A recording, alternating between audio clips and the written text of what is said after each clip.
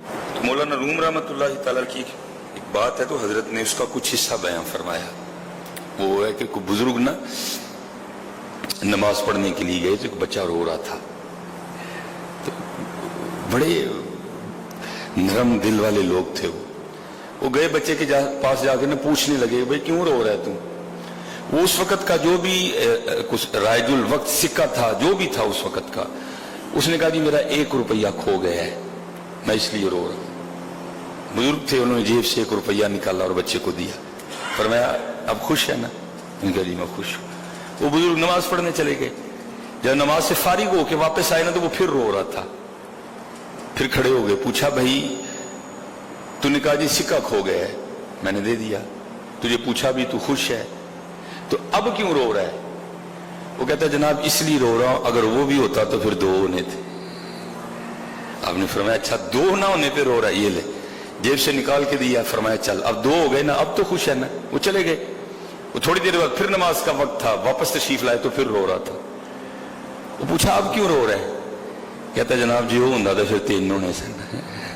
آپ نے پھر نکال کے دیے, چل اب تو خوش ہے نا. پھر چلے گئے. نماز پڑھ کے پھر واپس جانے لگے تو پھر رو رہا تھا. وہ پوچھا بھائی اب کیوں رو رہا ہے؟ وہ کہتا ہے جناب اس لیے رو رہا ہوں اگر وہ ہوتا تو 4 ہونے تھے. یہ فرما کے فرمانے لگے دنیا دار کا بھی یہی حساب ہے, اس کی ساری عمر روتے ہی گزر جاتی ہے. وہ ہوتا تو وہ نہ تھا, وہ ہوتا تو وہ نہ تھا. باقی حضرت یہ جس کو آپ اور میں بھرنے نکلے ہیں یہ تو محبوب دو عالم کہہ رہے ہیں, یہ تو جان عالم کہہ رہے ہیں. اوے اللہ اس کو قبر کی مٹی کے علاوہ نہیں بھر سکتا کوئی بھی. جس کو آپ اور میں بھرنے نکلے ہیں نا اس کو قبر کی مٹی کے علاوہ کوئی نہیں بھر سکتا. یہ اس گنتی میں نہ پڑھو کہ وہ ہوتا تو وہ نہ تھا, وہ ہوتا تو وہ نہ تھا. یہ دیکھو آج میں نے اپنے اللہ کو یاد کتنا کیا ہے. یہ دیکھو آج میری عصر کی یا عشاء کی سنتیں تو نہیں رہ گئی.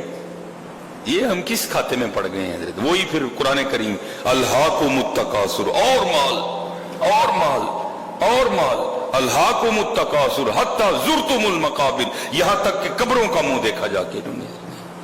اپنے اللہ سے لو. دین کی بات پھیلانا صدقہ جاریہ ہے. ثواب کی نیت سے ویڈیو کو شیئر ضرور کیجیے. جزاک اللہ.